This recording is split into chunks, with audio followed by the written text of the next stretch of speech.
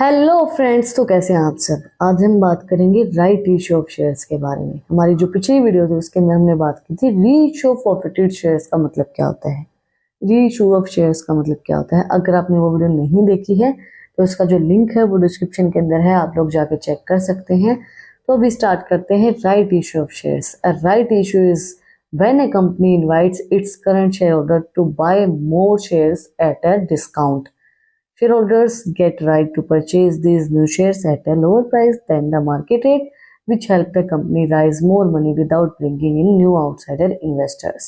Right issue shares का मतलब क्या होगा। राइट्स का मतलब क्या होता है, अधिकार, है ना।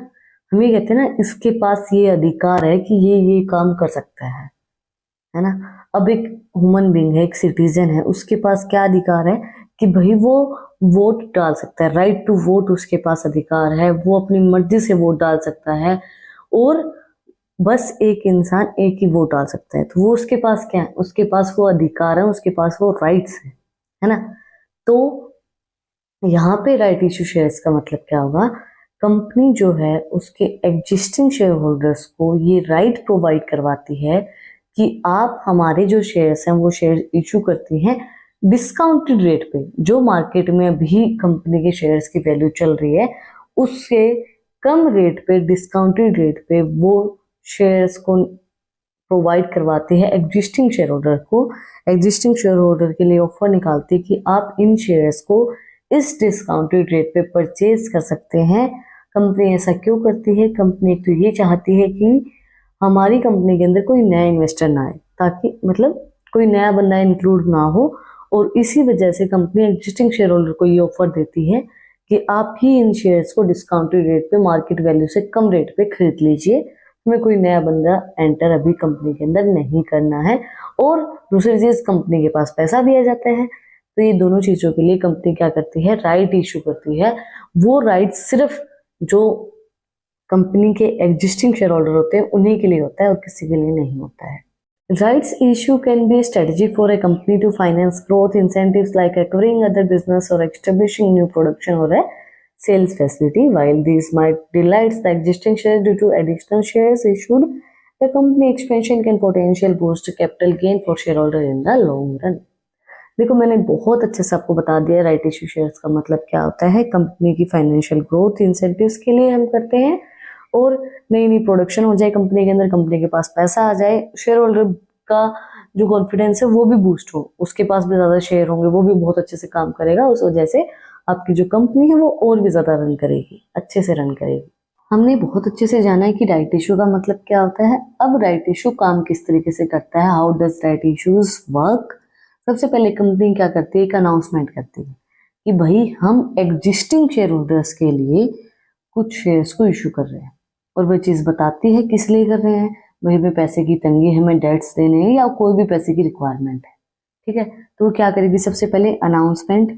The company announce its intention to issue new shares of existing share holder. This is often done to the fund expansion plans, pay down debts और अदर कैपिटल रिक्वायरमेंट। जैसे मैंने आपको बताया, कंपनी क्या करती है, अनाउंस करती है कि भाई हम नए शेयर इशू कर रहे हैं सिर्फ एग्जिस्टिंग शेयर होल्डर के लिए, ये बात याद रखना। और किस लिए कर रहे हैं, भाई हमें अपने फंड्स को बढ़ाना है, डेट्स पे करने हैं और भी कोई भी कैपिटल रिक्वायरमेंट है, उसके लिए कंपनी राइट इशू शेयर्स को इशू करती है एग्जिस्टिंग शेयर होल्डर्स के लिए। Then proportionally allocation, existing share holder are given the right to buy additional shares in proportion to their existing share holder holding. The number of right issue to each share holder is typically determined by the number of shares they already own. अब देखो, अब आपके मन में एक सवाल आ रहा होगा कि भाई ये बात किस तरीके से पता चलेगी कि किसको कितने शेयर्स मिलेंगे। अब 3 शेयर होल्डर हैं, कंपनी ने राइट इशू शेयर्स इशू कर दिए हैं, डिस्काउंटेड रेट पे हैं। अब अगर सस्ते में मिलेंगे तो हर एक इंसान ये चाहेगा कि मैं सारे ही ले लूं, है ना। हम भी चाहते हैं कि भाई हमारे पास सारे ही शेयर्स आ जाए। तो कंपनी क्या करती है, कंपनी उतने ही शेयर उस इंसान को देती है जितने शेयर उसके पास पहले हैं, उसके अकॉर्डिंगली ही वो बाकी के शेयर उसको देती है। जैसे कि अब कंपनी के अंदर पहले बंदे 3 थे, तीनों के पास क्या प्रपोर्शन था शेयर्स का, एक के पास 4 थे, एक के पास 3 थे, दूसरे के पास भी 3 थे। अब 4 3 और 4 सॉरी 4, 3 और 3 थे, तो कंपनी क्या करेगी, अब जो नए शेयर इशू करेगी उसके अकॉर्डिंगली ही, जिस बंदे के पास 4 थे उसको 4 ही के अकॉर्डिंगली देगी, जिस बंदे के पास 3 थे उसको 3 के अकॉर्डिंगली, दूसरे के पास 3 थे तो उसके अकॉर्डिंगली उसको शेयर्स मिलेंगे। जितने उनके पास एग्जिस्टिंग शेयर्स हैं उसी के अकॉर्डिंगली उनको बाकी के मिलते हैं। नेक्स्ट है सब्सक्रिप्शन प्राइस। सब्सक्रिप्शन प्राइस का मतलब क्या होगा, वही बात है कि कंपनी सिर्फ जो आपके share holder, existing share holder है, उन्हीं को डिस्काउंटेड रेट के ऊपर, सब्सक्रिप्शन प्राइस के ऊपर, जिसको हम डिस्काउंटेड रेट बोलते हैं, उनको नए शेयर इशू करती है ताकि उनके पास नए शेयर्स आ जाएं और उनके शेयर होल्डर्स की जो होल्डिंग है वो और भी ज़्यादा स्ट्रॉन्ग हो जाए और भी ज़्यादा बढ़ जाए। The company sets a subscription price for the new shares which is usually lower than the current market price. जो करंट में उनका मार्केट प्राइस चल रहा है वो यूजुअली उनसे कम ही होते हैं। These discounted prices an incentive for existing shareholder to exercise their rights and subscribe to the new shares. तो ये डिस्काउंट में प्रोवाइड करवाए जाते हैं एग्जिस्टिंग शेयर होल्डर्स को और उनके पास नए शेयर्स आ जाएं इस वजह से। ये सिर्फ एग्जिस्टिंग शेयर होल्डर्स के लिए ही राइट होता है, ये बात मैं आपको फिर से बता देती हूँ। नेक्स्ट है भाई trading of shares. Trading of shares का मतलब क्या होता है, अब मैं जिस कंपनी के अंदर इन्वेस्टर हूँ तो मेरे पास अभी पैसा नहीं है कि मैं दोबारा उसके शेयर्स को खरीद लूँ, ठीक है, तो अब मैं ये राइट दूँगी। अब हमने अभी तक क्या बात की थी कि share holders, existing share holder वही परचेज कर सकते हैं। जब एग्जिस्टिंग शेयर होल्डर है, मैं उस कंपनी के अंदर एग्जिस्टिंग शेयर होल्डर हूँ और मैं ये राइट देती हूँ किसी दूसरे इन्वेस्टर को कि मैं अभी इन्वेस्ट नहीं करना चाहती या मेरे पास पैसा नहीं है, आप उस कंपनी के अंदर इन्वेस्ट कर लीजिए, तो वो मैं दे सकती हूँ ना।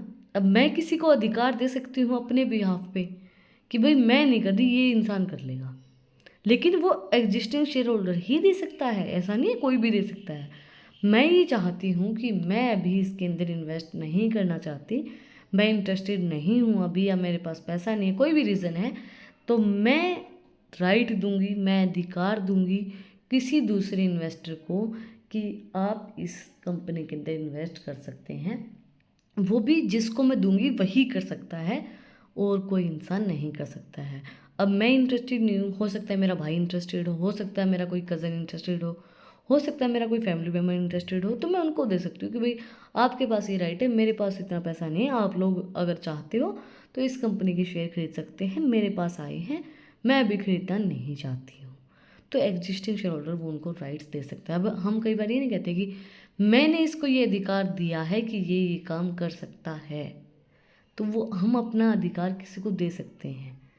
अब मेरे पास कोई अधिकार है, फॉर एग्ज़ाम्पल मेरे पास कोई अधिकार है, तो मैं अपने अधिकार को ट्रांसफ़र कर सकती हूँ कि भाई मैं ये काम अभी नहीं करना चाहती, मेरा मूड नहीं है, या मैं अभी इस कंपनी के अंदर और ज़्यादा पैसा इन्वेस्ट नहीं करना चाहती, तो मैं अपना अधिकार किसी और को दे रही हूँ कि भाई तू कर ले मेरी बजाय, मैं नहीं करना चाहती, ठीक है।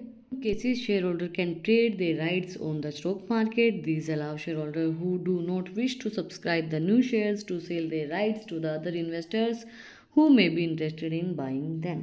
वो क्या करते हैं, वो स्टॉक मार्केट के अंदर अपने शेयर्स को ट्रेड के अंदर लगा देते हैं कि भाई किसी को भी जो भी इंटरेस्टेड है इन्वेस्टर वो इसके अंदर इन्वेस्ट कर सकता है, वो उनको राइट देते हैं। अब है मतलब वो किसी को भी दे सकते हैं, मैं ये नहीं है, आप ट्रेडिंग की बात कर रहे हैं यहाँ पे, ट्रेडिंग राइट तो आप स्टॉक मार्केट के अंदर दे रहे हैं। वैसे अगर आप इंटरेस्टेड नहीं है तो आप किसी और को भी दे सकते हैं, आपके कोई भी रिलेटिव या किसी को भी। हाँ, अगर आपका ये मन है कि भाई मैं ट्रेडिंग करूँ उन स्टॉक की, तो आप उसके अंदर दे सकते हैं अगर आपको और भी ज़्यादा पैसा कमाना है, क्योंकि आपको तो वो डिस्काउंटेड रेट पे मिल रही है ना। नेक्स्ट है exercise period. Share holder are given a specified period during which they can exercise their rights and purchase the new shares. If a shareholder choose not be exercise these rights during the period, their right may expire worthless. कहावत है बहुत अच्छी, अगर आपकी चल रही है और आप नहीं चला रहे हैं, मतलब चलती में ना चलाए उससे बड़ा मूर्ख कोई नहीं होता। अब किसी इंसान की चल रही है और वो तब भी नहीं चला रहा, तो उससे बड़ा मूर्ख कौन है। अब आपको शेयर डिस्काउंटेड रेट पे मिल रहे हैं और आप नहीं ले रहे हैं, तो उससे बड़ा मूर्ख कोई है ही नहीं। जो मार्केट में उन शेयर की वैल्यू चल रही है उससे कम रेट पे आपको मिल रहे हैं, और उस टाइम पे अगर आप उन शेयर को नहीं लेते हैं उस स्पेसिफिक टाइम पीरियड पे, तो फिर उनकी वैल्यू कोई नहीं रहेगी, वो वर्थलेस हो जाएंगे। फिर उसके बाद पछताने का भी कोई फ़ायदा नहीं होता है, क्योंकि वो समय जा चुका है।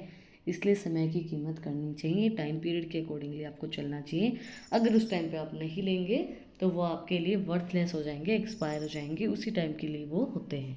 आज के लिए वही इतना ही है। राइट इशू शेयर्स के बारे में हमने समझा है, किस तरीके से वो काम करते हैं, how does right issue shares work, वो हमने समझा है। बट ये टॉपिक कंप्लीट नहीं हुआ है, क्योंकि बहुत बड़ा टॉपिक है, कुछ चीज़ें और भी आपको समझनी है। वो हम अपने नेक्स्ट पार्ट के अंदर समझेंगे कि राइट इशू शेयर्स के अंदर और भी क्या क्या चीज़ें होती हैं, उसकी फीचर्स क्या होती हैं, वो हम जानेंगे। अगर आपको यहाँ तक वीडियो अच्छी लगी है, आपने यहाँ तक वीडियो को देखा है, तो प्लीज़ सब्सक्राइब के बटन पे एक मुक्का मार दो और बेल आइकन प्रेस कर दो, ताकि जो सबसे पहले अपडेट है वो आप लोग के पास आए। और अगर कुछ भी डाउट है, कुछ भी पूछना है आपको, तो आप लोग कमेंट करके मुझसे पूछ सकते हैं। और भी किसी सब्जेक्ट के नोट्स चाहिए आप लोगों को, तो वो भी आप लोग कमेंट में मुझे बता सकते हैं। और अगर आपको इन टॉपिक्स की PDF चाहिए, तो टेलीग्राम चैनल का लिंक भी डिस्क्रिप्शन में है, वहाँ पर जाके आप मुझे फॉलो कर सकते हैं। और भी इंटरेस्टिंग रील्स को देखने के लिए इंस्टाग्राम चैनल का लिंक भी डिस्क्रिप्शन में है, वहाँ पे भी जाके आप मुझे फॉलो कर सकते हैं। फिर मिलते हैं एक नई वीडियो के साथ, एक नए टॉपिक के साथ। Like, share and subscribe. Thank you for watching my video and enjoy your life.